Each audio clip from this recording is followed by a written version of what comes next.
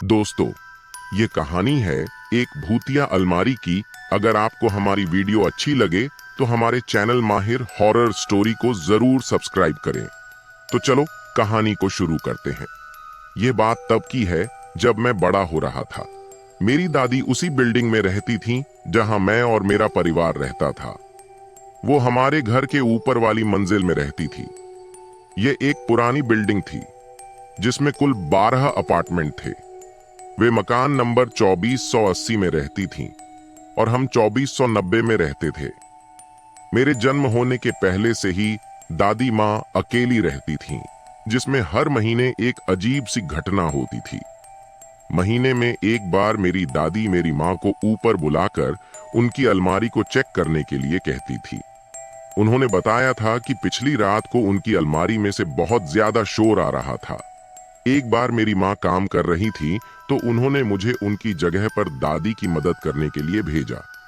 मुझे नहीं पता था कि यह मेरे जीवन को परेशान करने और मेरे जीवन को अस्त व्यस्त करने वाले अनुभवों की एक शुरुआत होगी। जैसे ही मैंने दादी के कमरे में प्रवेश किया और मैं अलमारी की ओर बढ़ा तो मैं वहां का हाल देखकर दंग रह गया। ऐसा लग रहा था कि मानो किसी ने पूरी अलमारी को अस्त व्यस्त कर दिया हो।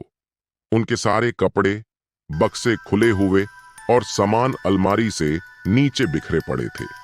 ऐसा लग रहा था कि मानो दादी के कमरे में कोई तूफान आया हो जो पूरी बिल्डिंग को छोड़कर केवल उनके ही कमरे में आया हो।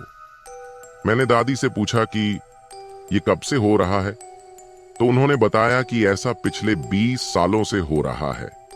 मैंने उस समय इस बात पर ज्यादा ध्यान नहीं दिया और मैं अलमारी को साफ सुथरा करके चला गया। इसके 2 साल बाद मेरे माँ का अचानक निधन हो गया।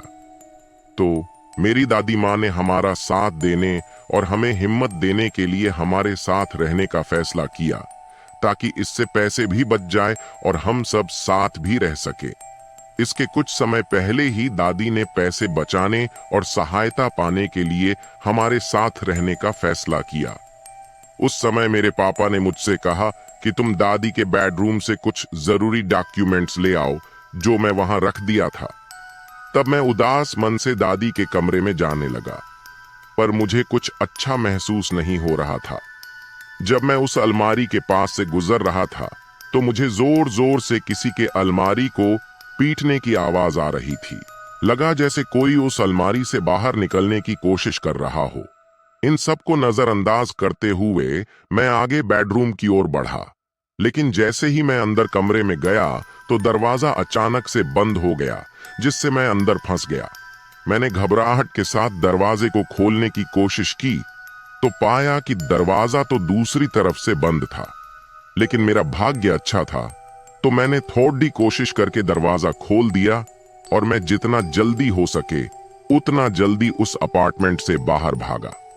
जैसे ही मैं उस अलमारी के पास से गुजरा तो मैंने देखा कि वो अलमारी में से जोर जोर से पीटने की आवाज आ रही थी, और वो आवाज इस बार काफी तेज थी, जिससे वो पूरी अलमारी हिलने लगी थी और ऐसा लगने लगा था जैसे वो अलमारी बस फटने ही वाली है। मैं पूरी तरह डर गया था और जैसे तैसे करके मैं अपने कमरे में पहुंचा।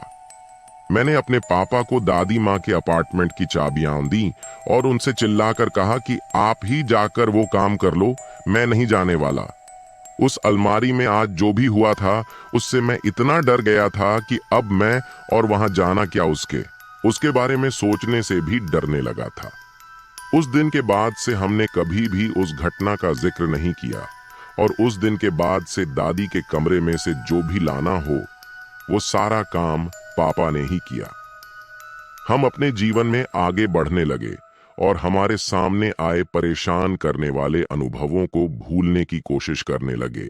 आज तक मुझे अभी भी आश्चर्य होता है कि दादी की अलमारी में उन घटनाओं का कारण क्या था, या फिर वहां इससे भी अधिक भयानक हो सकता था।